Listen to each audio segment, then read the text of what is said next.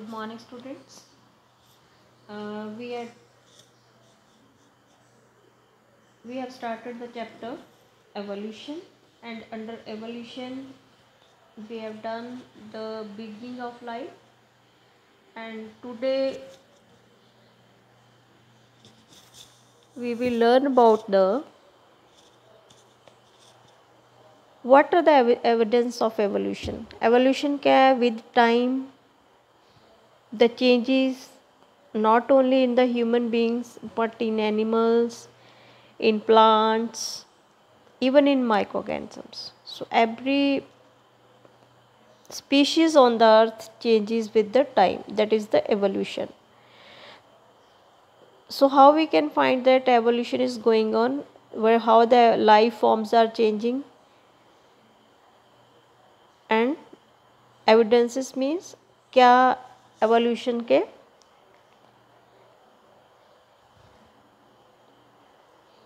Evidence हैं for that कि evolution हो रही है.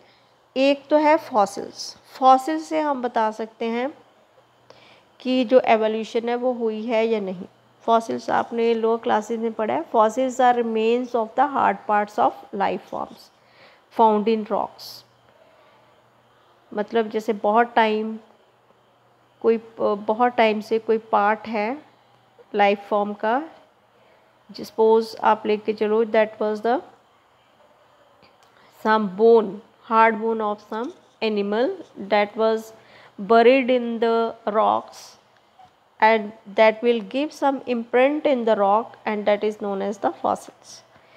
So rocks form sediments as a cross section of earth's crust, indicating the arrangement of sediments one over the other during the long history of earth.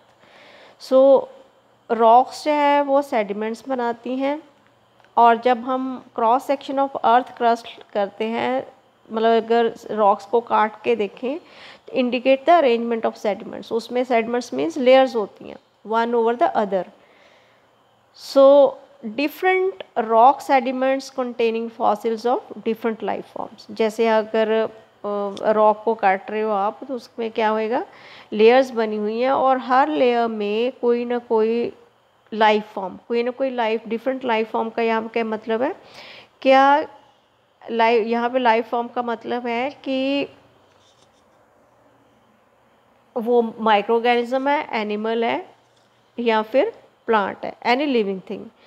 So probably died during the formation of the particular sediment. वो उस time में, जिस time में वो layer बनी थी या sediment बना था, तब वो मरा होगा, तो इसमें वो बरीड हो गया. Some of them appear similar to modern organisms. तो कुछ एक तो बिल्कुल जो आज के टाइम के ऑर्गेनिजम्स हैं उनके साथ, या आज के फॉर्म के जो लाइफ फॉर्म्स हैं उनके साथ भी उनकी रिजेम्बलेंस होंगी. And they represent extinct organisms. ठीक है. For example dinosaur. आपको पता है डायनासोर्स ख़त्म हो गए हैं. हमें कैसे पता था कि यहाँ पे डायनासोर्स है? इस फॉसिल्स से पता चला है. Study of fossils in different sedimentary layers indicate the geological period in which they extinct. तो उसके बाद हमें सेडिमेंट्स की एज से, लेयर्स की एज से हम बता सकते हैं कि ये कौन से जोलॉजिकल पीरियड में या किस टाइम पे ये एक्सटिंक्ट हो गए थे, ख़त्म हो गए थे, धरती से ख़त्म हो गए थे. So the study showed that life forms varied over time and certain life forms are restricted to certain geological time spans. So new form of life have arisen at different time in the history of earth. I repeat, new forms of life have arisen at different times in the history of earth. अर्थ की history में अलग अलग time पे नए form जो life के हैं वो राइज हुए हैं. इसको हम क्या कहते हैं? प्लेनोटोलॉजिकल एविडेंस. सो प्लेनोटोलॉजिकल एविडेंसेस के बेसिस पे हम कह सकते हैं कि क्या है, एवोल्यूशन जो है वो हुई है. So comparative anatomy and morphology shows the similarity. मतलब बाहर से कैसा दिख रहा है लिविंग ऑर्गेनिज्म, अंदर से कैसा है, अगर हम उसको कंपेयर करेंगे तो उससे भी हमें जो है सिमिलैरिटीज़ एंड डिफरेंसेस को अगर हम स्टडी करेंगे उससे भी हमें पता चल जाएगा कि ये जो है ऑर्गेनिज्म है वो कितना इवॉल्व हुआ है, उसकी एवोल्यूशन कितनी हुई है। सो एग्जाम्पल हो जैसे वेल्स हैं, बैट्स हैं, चीता है, ह्यूमन है, they have share similarities in the pattern of bone of four limbs. उनकी जो फोर लिम्स हैं वो क्या है, उसमें सारे मैमल्स की, चाहे वो वेल्स है, बैट्स है, चीता या ह्यूमन, ये सारे मैमल्स में आते हैं। ये मैमल्स की जो फोर लिम्स होती हैं वो क्या होती हैं, बोन्स ऑफ फोर लिम्स क्या होती हैं, वो सिमिलर होती हैं। और ये फोर लिम्ब का जो दो these four limbs perform different function in these animals, they have different normal researcher, क्योंकि इनका सबका फोर लिम्स का अपना अपना काम है, तो उनकी इसी वजह से उनके अनाटोमिकल जो स्ट्रक्चर है वो क्या है, वो डिफरेंट है। All of them have humerus, radius, ulna, carpal, metacarpal, phalanges in the forelimbs. ये जो है, ये जो हड्डियाँ होती हैं अंदर, उनके नाम है humerus, radius, ulna, carpal, metacarpals and the phalanges in the forelimbs. So ये जो एनिमल है, they have the same structure developed along different directions due to the adaptation to different needs। जैसे जैसे मतलब वो काम करेगा एनिमल या ह्यूमन या जिस तरह से की ज़रूरत होगी, वैसी वैसी उसकी स्ट्रक्चर जो है वो चेंज होती जाएगी with time, not in a single time but in thousand of years. So this is divergent, इसको हम बोलते हैं डाइवर्जेंट एवोल्यूशन, ठीक है। एंड दी स्ट्रक्चर्स को हम बोलते हैं होमोलोगस स्ट्रक्चर्स।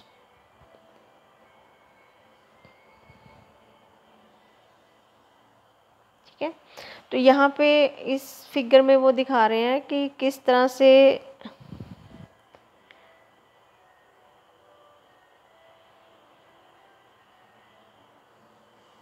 डायनासोर फैमिली जो है उसमें चेंजेस आई हैं। जैसे ये है ब्राइकोसॉरस एंड दैट इज स्टीगोसॉरस। इस ये अलग अलग हैं, लेकिन इनमें कहीं ना कहीं आपको सिमिलैरिटी जरूर दिखेगी। आर्कियोप्टेरिक्स, क्रोकोडाइल, प्टेरोनोडन, ट्राइनोसॉर्स एंड ट्राइसेट्रापोज, ये सारे जो एनिमल्स हैं इनमें कहीं ना कहीं आपको चेंजेस जो अभी है, अभी आप इस फॉर्म को किसको देख रहे हो, क्रोकोडाइल देख सकते हो, ठीक है। सो नेक्स्ट इज द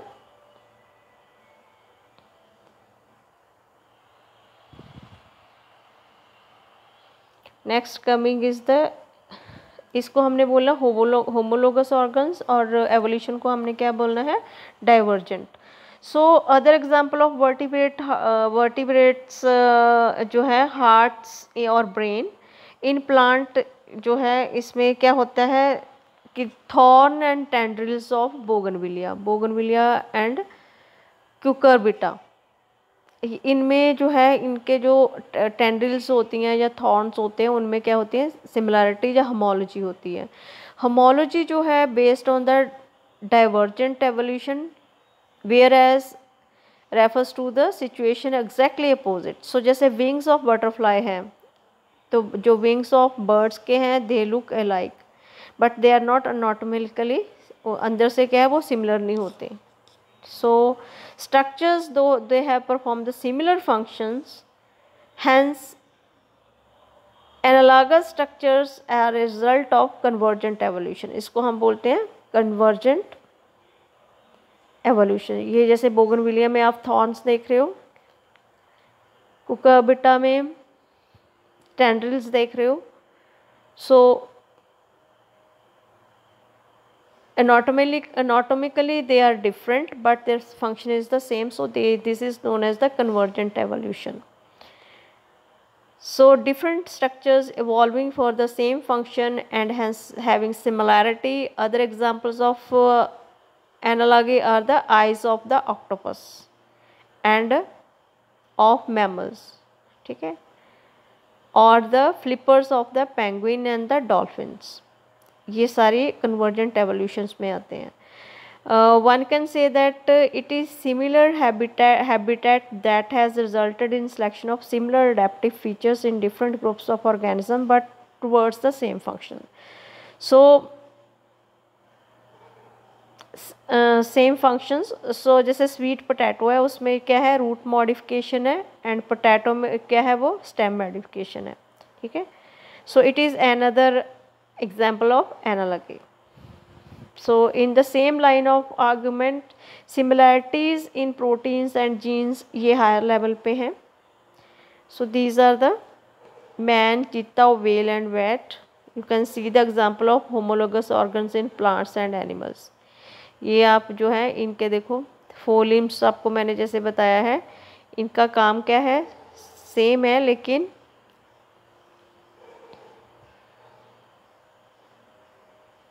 ये सारे मैमल्स में हैं और विद टाइम क्या है, वो चेंज हो गई है, एवोल्यूशन हो गई है। विद टाइम एवोल्यूशन होने से इनमें कुछ एक चेंजेस हो गई हैं। वो एवोल्यूशन कैसे आई है, अकॉर्डिंग देयर यूज़, कि किसने किस तरह से फोर लिम्ब को यूज़ किया, उस हिसाब से इनकी एवोल्यूशन हुई है। Other one is another interesting observation supporting evolution by natural selection comes from England. उसमें क्या है, in a collection of moths made in 1850 before industrialization, it was observed that there was more white winged moths on trees than dark winged or melanized moth. Moth क्या होती हैं, जो छोटी छोटी butterflies होती हैं ना, एक तो बड़ी आपने देखी बहुत छोटी सी बटरफ्लाई होती है। उन्होंने देखा 1850s में कि इंडस्ट्रियलाइजेशन तो पहले जब ज़्यादा इंडस्ट्रीज नहीं हुई थी, तो उससे पहले क्या था, वाइट विंग्ड मोथ थी ट्री के ऊपर, डार्क विंग्ड कम थी।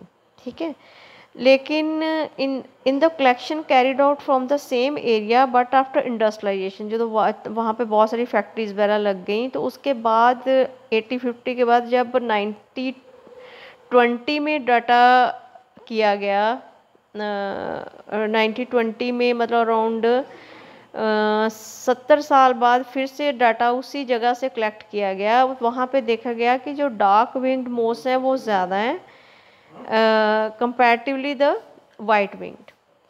तो ये मतलब जो सिचुएशन हो गई, उल्ट हो गई ना।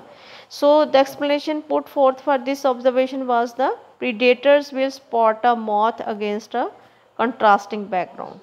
ठीक है, during post industrialization period the tree trunk became dark due to industrial smoke and soot. Under this condition the white wing moths, क्योंकि जो स्मोक से जो ट्रीज थी वो क्या हो गई,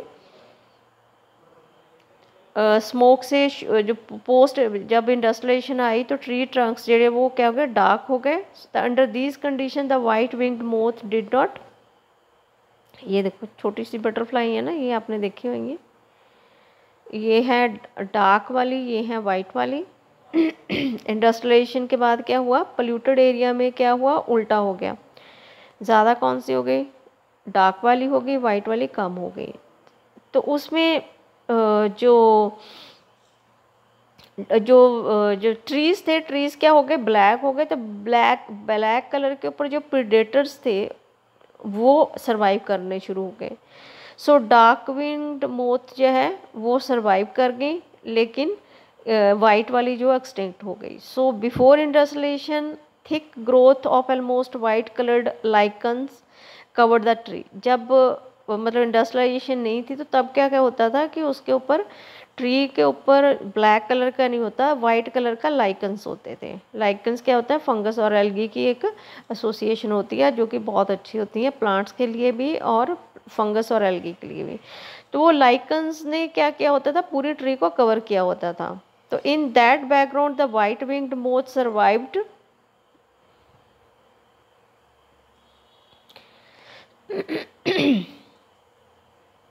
जो वाइट विंग्ड मोथ थी वो क्या है, वो सरवाइव हो गई, but dark coloured moths were picked up by the predators.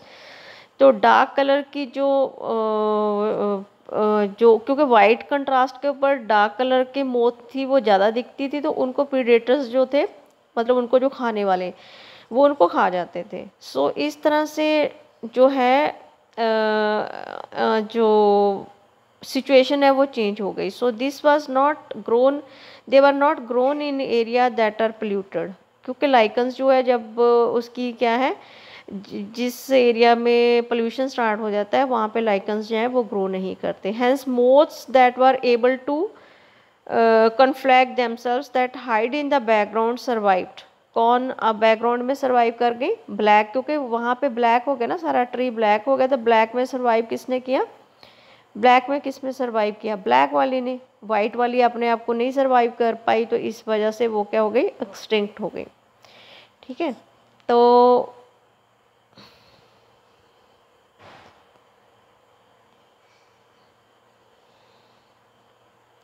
so the understanding is supported by the fact that in area where industrialization did not occur, that is in rural area, the count of melanic moths were low. And it shows that मतलब जो black वाली है वो कम होती हैं. So it shows that the mixed population, those that can better adapt, survive and increase in the population size. So remember that no variant is completely wiped off. So similarly, excess use of herbicides, pesticides has only resulted in selection of resistant varieties in the much lesser time scales.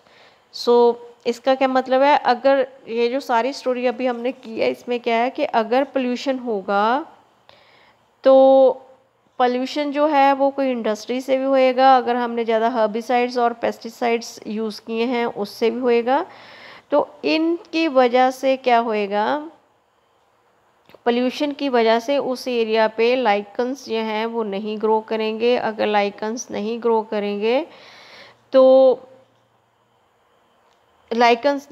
करेंगे तो जो white वाली flies हैं, white वाली moths हैं, वो नहीं survive कर पाएंगी, क्योंकि वहाँ पे क्या हो जाएगी? जो डार्क वाली मोथ्स हैं वो डार्क ट्री पे अपने आप को हाइड करवा लेंगी, प्रीडेटर्स को वो नहीं दिखेंगी, उनको प्रीडेटर नहीं खाएगा और वो सरवाइव कर लेगी, क्योंकि उनका जो सर्वाइवल बिहेवियर है वो अच्छा है।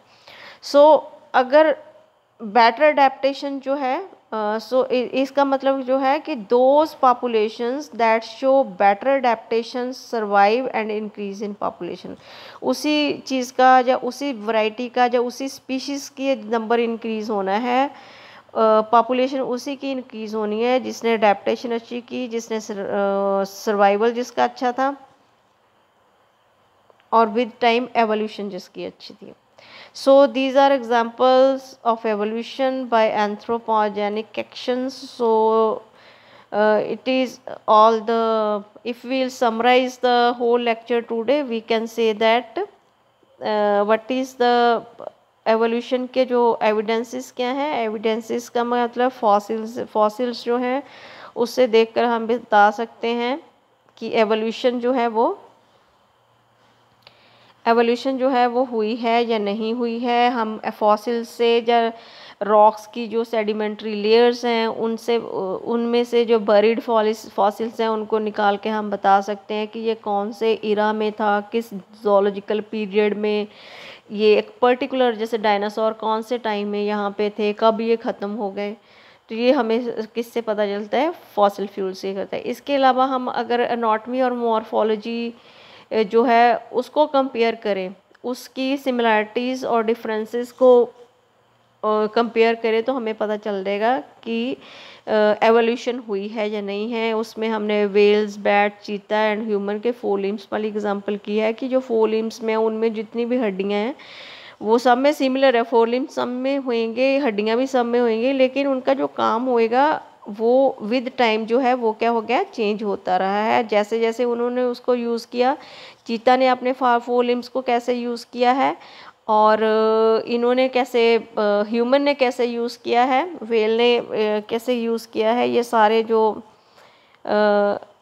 सिमिलैरिटी की बेसिस में हम बता सकते हैं कि ये एनिमल जो है कब एग्जिस्ट करता था, कब ये एग्जिस्ट नहीं करता. इसी के अलावा हमने प्लांट्स में भी देखा है कि प्लांट्स में भी कुछ एक ऑर्गन्स हैं जिनको हम होमोलॉजी के बेसिस पे, जहाँ उनके इसके बिल्कुल अपोजिट, होमोलॉजी के अपोजिट जो है, जो इसमें जैसे विंग्स है बटरफ्लाई के, जब बर्ड्स के हैं वो क्या देखने को तो ठीक है, लेकिन जो एनाटॉमिकली है अंदर से क्या है वो बिल्कुल डिफरेंट है. तो कन्वर्जेंट एवोल्यूशन के बेसिस पे भी हम बता सकते हैं. ठीक है, दीज आर लिम्स की एग्जांपल, होमोलोगस ऑर्गन्स की एग्जांपल्स है बैट, व्हेल, चीता और मैन में जो हम कर रहे हैं इसके बेसिस पे. तो ये स्टोरी जो मैंने आपको मोथ की स्टोरी, छोटी वाली बटरफ्लाई की दिखाई है, कि किस तरह से इनका सर्वाइवल जो है, अडेप्टेशन हुई, अडेप्टेशन से इनका सर्वाइवल हुआ।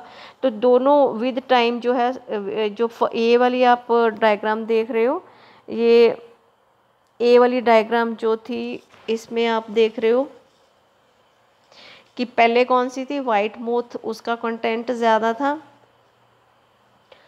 और ये जो ब्लैक वाली है जो ब्राउनिश आपको दिख रही है, इसका नंबर जो था कम था, लेकिन 70 साल के बाद उल्टा हो गया, जो ब्राउन वाली थी वो ज़्यादा उनका नंबर हो गया, तो वाइट वाली का कम हो गया। इसका रीज़न क्या है वो मैंने आपको बता दिया। अगर आपको समझ आ गया तो please comment in the comment box, lichens क्या है क्या नहीं है।